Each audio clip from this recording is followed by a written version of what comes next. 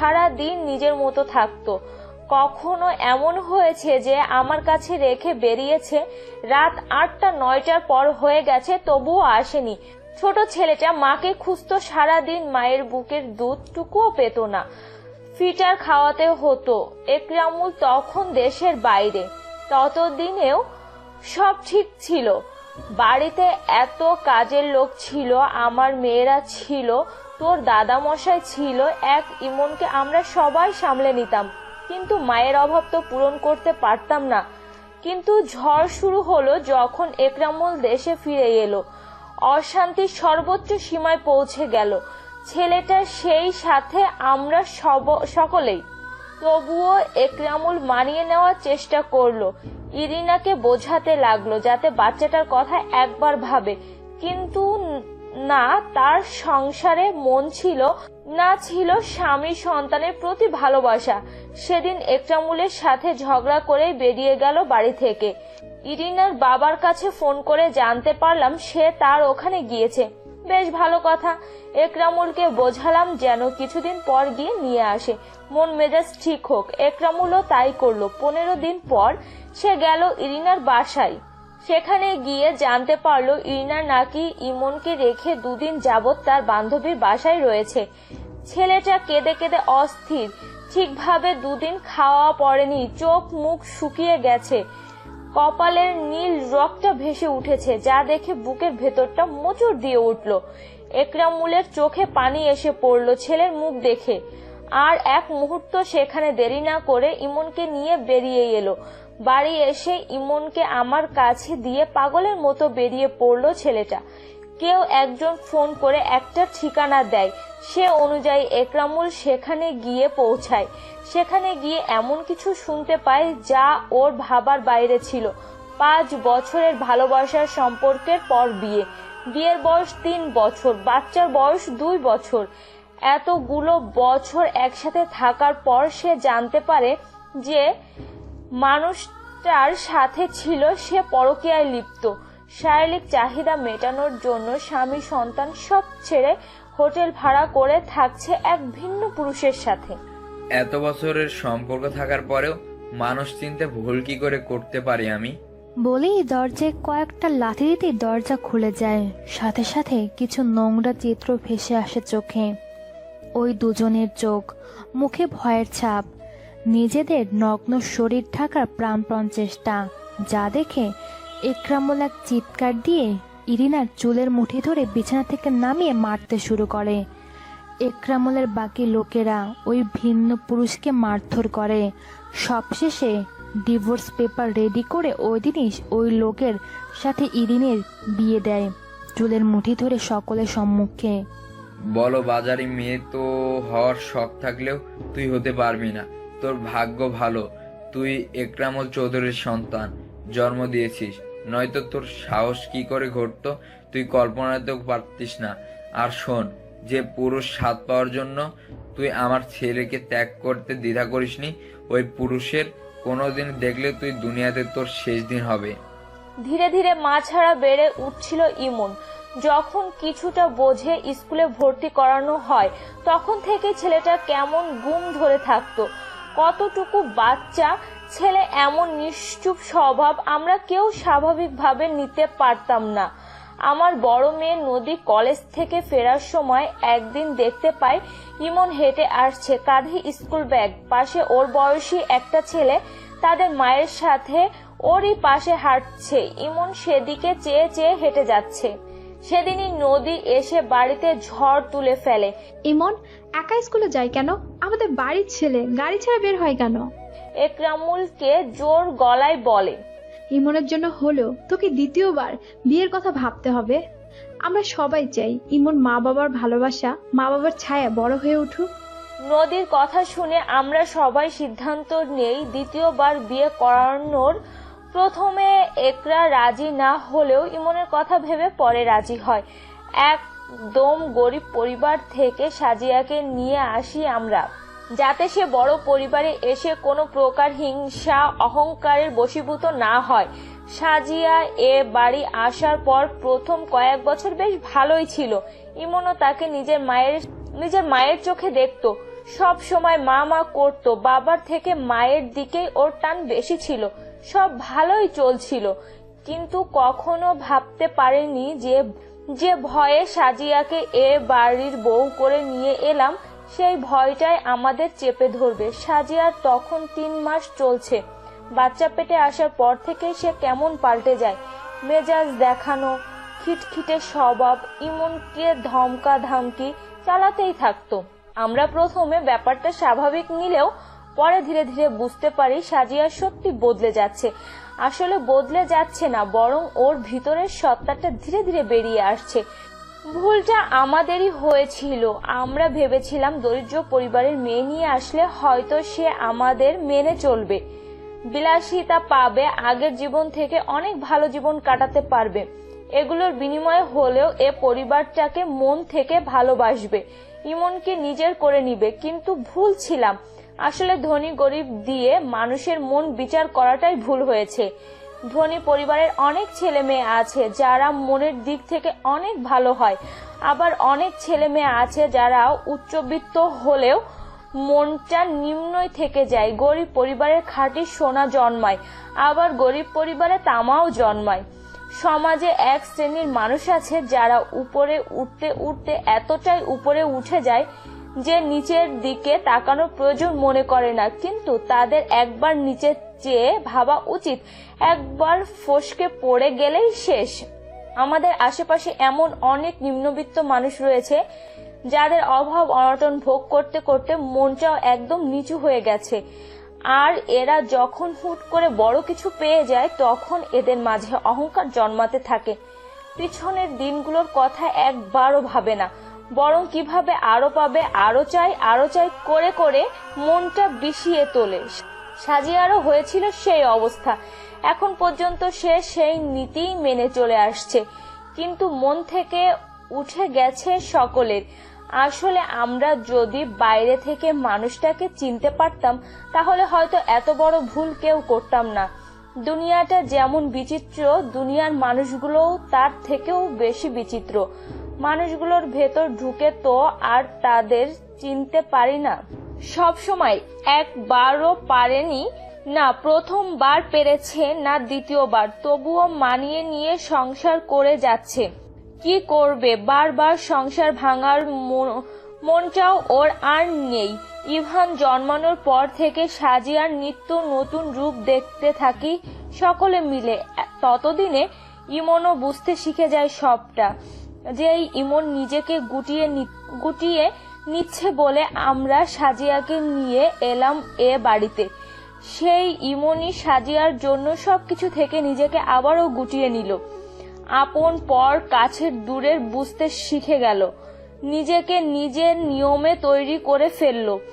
আর তার প্রথম ধাপ ছিল বাড়ি ছেড়ে চলে যাওয়া। আমাকে আর একরাকে পড়াশোনার দোহাই দিয়ে দূরে থাকা শুরু করলো। ধীরে ধীরে বাড়ি আসাও বাদ দিয়ে দিল। নিজের ক্যারিয়ার গড়ার পাশাপাশি নিজের কর্মস্থল সহ নিজের বাসস্থান নিজেই খুঁজে বের করলো। এই যে বাড়িটায় আমি আর তুই আছি, এক সময় সেটা ছিল টিনের। ইমন তার নিজের রোজগারের নিজের সামর্থ্যে দিয়েছিল সেই ছোট্ট ঘরটা। জায়গাটা ওর দাদুরই ছিল। নিজেই নিজের রাজ্য তৈরি করতে থাকলো ধীরে ধীরে।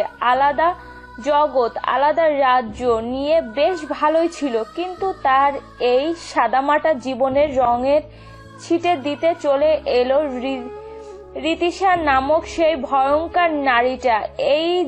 ওই যে বললাম মানুষ চেনা বড়ই কঠিন।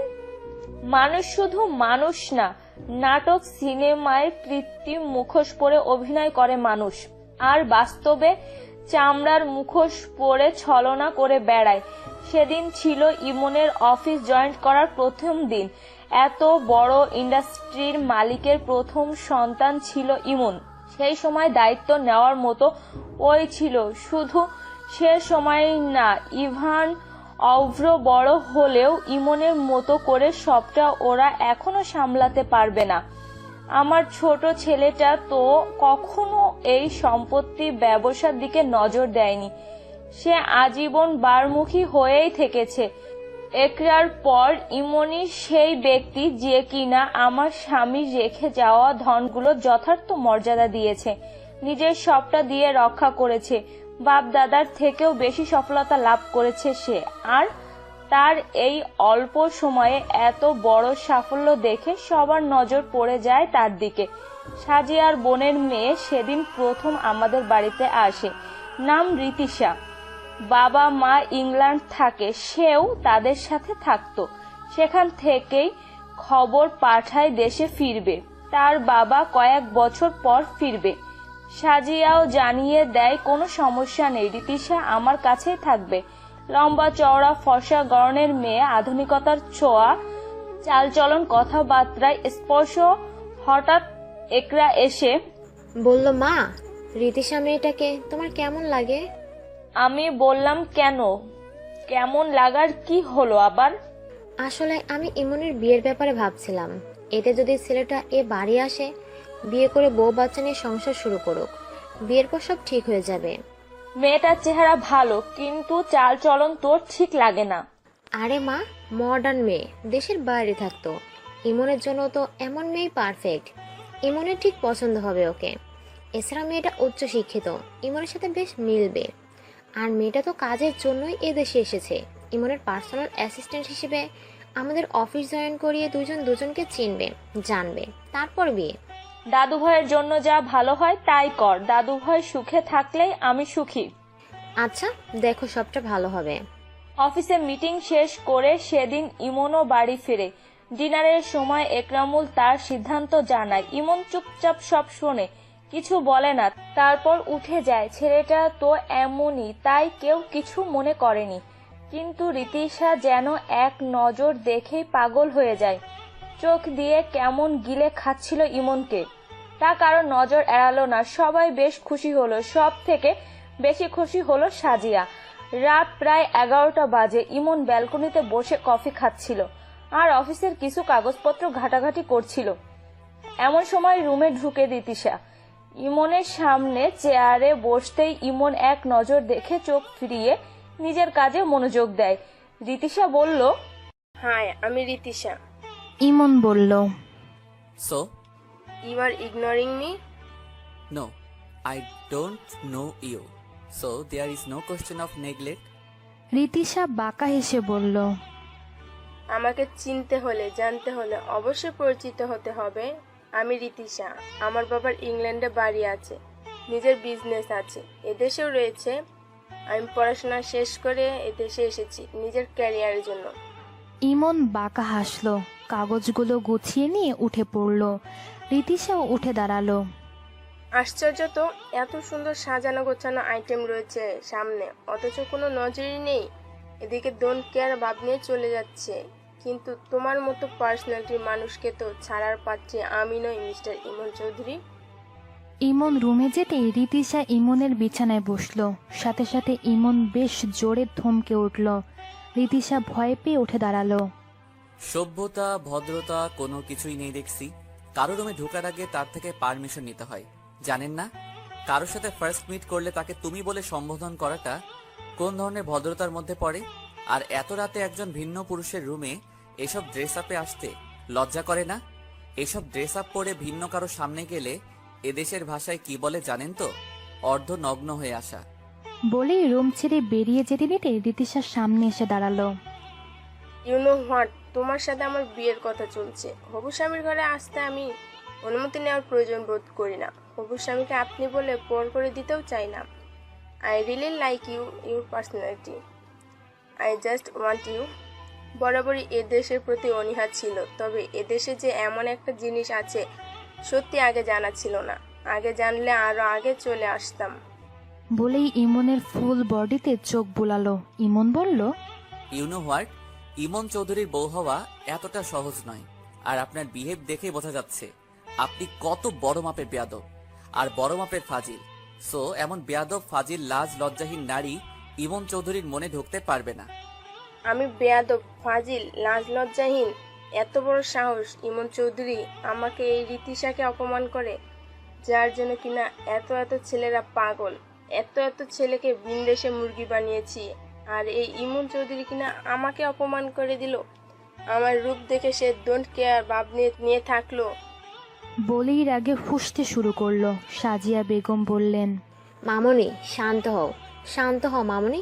একটাবার ইমনকে পটিয়ে বিয়েটা করে ফেলো, তারপর লাটাই তোমার হাতে, বুঝলা? কি করে পটাবো খালামণি?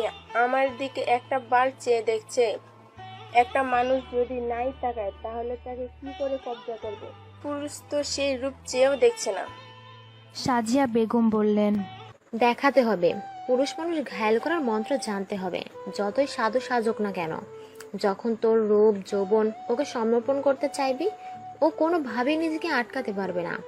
মডার্ন মেয়ে তুই, আশা করি তোকে বোঝাতে হবে না সবটা। সাজিয়া সেদিন এসে বলে, মা, আপনার নাতিকে বোঝান, রিতিশা কিন্তু ওকে খুব পছন্দ করেছে। সে ইমনের সাথে সারা জীবন থাকতে চায়, যেভাবেই হোক ইমনকে সে পেতে চায়। খুব মনে ধরেছে তার। এই দেখুন না, ইমনের জন্য মডার্ন ড্রেস ছেড়ে সালোয়ার পরা শুরু করেছে। ইমন যেভাবে চায়, যা পছন্দ করে, সারাক্ষণ আমার থেকে তাই তাই শুনে সেই সব করার চেষ্টা করছে।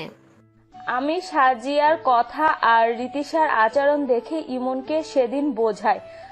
আমার কসমও দেই যে তুমি রিতিশাকে বিয়ে করো দাদু ভাই, এটাই শেষ ইচ্ছা আমার। ইমন এক দীর্ঘশ্বাস ছাড়লো। শুধু আমি জানতাম, ইমন যদি এই পৃথিবীতে কারো কথা শুনে কারো কথা রাখে, সেটা হলো আমি। ঠিক তাই ঘটলো। ইমন রাজিও হয়ে গেল আর বলল, আপাতত 3 মাসের আগে সে বিয়ে করতে পারবে না, তবে রিতিশা চাইলে অফিস জয়েন করতে পারে। রিতিশা অফিস জয়েন করলো ইমনের মন জয় করার জন্য। স্বভাবটাও বেশ পাল্টে গেল। সবসময় ইমনের সাথে সাথে থাকার চেষ্টা, গা ঘেঁষে থাকাটা ওর নিত্যদিনের স্বভাব ছিল। ইমন বিরক্ত হলেও এই মেয়েটাকে বিয়ে করবে ভেবেই মানিয়ে নিতে শুরু করে। রাতের আকাশে তারারা উকি দিচ্ছে। ঝকঝকে আকাশের দিকে চেয়ে সিগারেটের ধোঁয়া ছাড়ছে ইমন। এমন সময় রিতিশা গিয়ে পাশে দাঁড়ায়। ইমন সিগারেটের ধোঁয়া রিতিশার দিকে ছাড়তে রিতিশা কাশতে শুরু করে। চোখ মুখ লাল হয়ে আসে তার। ইমনের ওপর চেঁচিয়ে ওঠে। ইমন সিগারেটটা ফেলে পায়ে পিষে চলে যেতে নিতেই রিতিশা হাত আটকে ধরে। কেমন পুরুষ তুমি? একটা মেয়েকে এই অবস্থায় ফেলে যাচ্ছ। হবু বউ তোমার আমি। একটু আলাদা সময় আমরা কাটাতেই পারি। আমাদের সাথে শুধু কাজের সম্পর্ক নয়, আমাদের মধ্যে একটা বৈবাহিক সম্পর্ক তৈরি হতে যাচ্ছে। ইমন চুপ রইল। রিতিশা ইমনের হাতটা শক্ত করে চেপে ধরে বলল, I love you so much. Do you love me? Mister Emon Chowdhury, আজ তোমায় ছাড়ছি না। বলো, do you love me? Emon বলল, নো। রিতিশা ফুঁসে উঠল। প্রবলেমটা কি? আমাকে ভালোবাসতে সমস্যা কোথায়? যথেষ্ট সুন্দরী আমি। কি নেই আমার তোমার সাথে? খাপে খাপ, সব ঠিক আছে। তো তোমার এই বিহেভের মানে কি? ইমন কিছু বলল না। বড্ড অস্বস্তিতে ভুগছে সে। কেন জানি মেয়েটার স্পর্শ বড্ড বিশ্রী লাগছে তার। কিন্তু এমনটা তো হওয়া উচিত নয়। যার সাথে সারা জীবন থাকতে হবে, তার স্পর্শ কেন এমন লাগবে? রিতিশা হঠাৎ ইমনকে জড়িয়ে ধরল।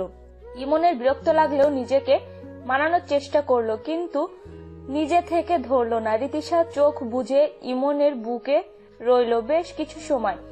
সেদিনটাই ছিল ইমনের কাছে যাওয়ার প্রথম ধাপ।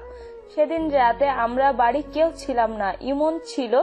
রিতিশাকে কখন সাজিয়া পাঠিয়ে দেয় আমরা কেউ জানতাম না। ইমন নিজের রুমে ঘুমাচ্ছিল।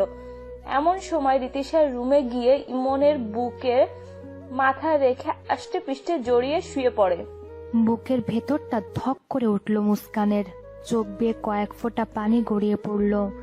নিজেকে শক্ত রেখে বসে রইল। দাদি মুস্কানের হাতটা চেপে ধরে চোখ বুজে ভরসা দিল। ইমনের ঘুম আলগা হতে রিতিশা ইমনকে আরো শক্ত করে জড়িয়ে নিল। মুখ উঠিয়ে ইমনের ঘাড়ে ঠোঁট ঘষতে লাগলো। ইমন এক ধাক্কায় সরিয়ে বলল, হাউ ডেয়ার ইউ?